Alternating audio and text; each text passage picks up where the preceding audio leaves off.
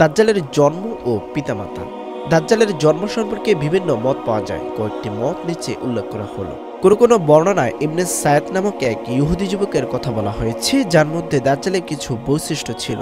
আর তা হলো, রাসূলুল্লাহ সাল্লাল্লাহু আলাইহি ওয়াসাল্লামের যুগে যখন মুসলমানরা মক্কা থেকে মদিনায় হিজরত করেছিলেন, সেই সময় মদিনার এক ইহুদি নারী এক শিশু জন্ম দেয়, যে জন্মগতভাবে এক চোখে কানা ছিল। এই শিশু ছিল অদ্ভুত প্রকৃতির এবং শৈশবে মদিনার অন্যান্য শিশুদের সঙ্গে খেলত।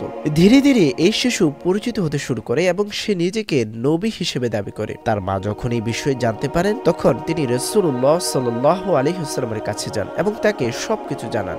একদিন রাসূলুল্লাহ সাল্লাল্লাহু আলাইহি ওয়াসাল্লাম সাহাবীদের সঙ্গে ওই শিশুর বিষয়ে জানার জন্য তার বাড়ির দিকে রওনা হন। পথে তিনি দেখতে পান ওই শিশু আনসারী শিশুদের সঙ্গে খেলা করছে। ওই শিশুটির নাম ছিল ইবনে সায়াদ। তখন ইবনে সায়াদ ছিল কিশোর, কিন্তু এখনো পুরোপুরি যুবক হয়নি। রাসূলুল্লাহ সাল্লাল্লাহু আলাইহি ওয়াসাল্লাম তার দিকে এগিয়ে যান, কিন্তু ইবনে সায়াদ তাকে দেখতে পায়নি। রাসূলুল্লাহ সাল্লাল্লাহু আলাইহি ওয়াসাল্লাম তার পিঠে এক থাপ্পড় দিয়ে তাকে জিজ্ঞেস করলেন, তুমি কি স্বীকার করো যে আমি আল্লাহর রাসূল? ইবনে সায়াদ রাসূলুল্লাহ সাল্লাল্লাহু আলাইহি ওয়াসাল্লামের দিকে তাকিয়ে বলল, আমি স্বীকার করি যে আপনি আল্লাহর রাসূল। এরপর ইবনে সায়াদ বলল, আপনি কি স্বীকার করেন যে আমিও একজন আল্লাহর রাসূল? তার কথার জবাব না দিয়ে বলেন, আমি আল্লাহ এবং তার সব রাসূলদের উপর বিশ্বাস রাখি।